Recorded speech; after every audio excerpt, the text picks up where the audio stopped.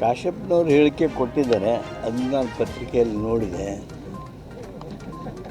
ರಾಜಕೀಯ ಈ ರೀತಿ ಬೆಳವಣಿಗೆಗಳಾಗುವಾಗ ಸಹಜವಾಗಿ ಕಾಶ್ಯಪ್ನವರು ಈ ಒಂದು ಶಾಸಕರ ಟ್ರೇಡಿಂಗ್ ಅಂತ ಏನು ನಡೀತಿರ್ತಾವೋ ಅದ್ರ ಬಗ್ಗೆ ತಮ್ಮ ಆಕ್ರೋಶವನ್ನು ವ್ಯಕ್ತ ಮಾಡಿದ್ದಾರೆ ಅಷ್ಟೇ. ಸರ್ ಬೆಳವಣಿಗೆ ನಡೀತಾ ಇದೆ ಆ ಥರ ನನಗೇನು ಅನ್ನಿಸ್ತಾ ಇಲ್ಲ. ಅದು ನಡೆಯೋದಕ್ಕೆ ಅವಕಾಶವೂ ಇಲ್ಲ. ಕಾಂಗ್ರೆಸ್ ಸರ್ಕಾರ 5 ವರ್ಷ ಭದ್ರವಾಗಿರ್ತದೆ. ಅಲ್ಲ, ವಾಸ್ತವಾಂಶ ಏನದ ಅದ್ರ ಬಗ್ಗೆ ಚರ್ಚೆ ಮಾಡೋಣ. ಇವೆಲ್ಲ ಊಹಾಪೋಹ, ಇಮ್ಯಾಜಿನರಿ ಥಿಂಗ್ಸ್, ಕನಸಿನ ಗೋಪುರಗಳು ಯಾಕೆ ಅವನು ಮಾತಾಡಿದ್ರೆ ಏನು ಉಪಯೋಗ? ಮಾಧ್ಯಮದಲ್ಲಿ ಅನವಶ್ಯಕ ಏನೇನೋ ಸೃಷ್ಟಿ ಅಂಥೇಳಿ ಆಗುತ್ತೆ.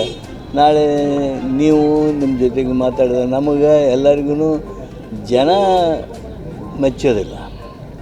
ಆದ್ದರಿಂದ ಯಾವುವು ಕೇವಲ ಊಹಾಪೋಹನೋ ಅವು ಸಾರ್ವಜನಿಕರಿಗೆ ಸುದ್ದಿ ಆಗೋದು ಬೇಡ.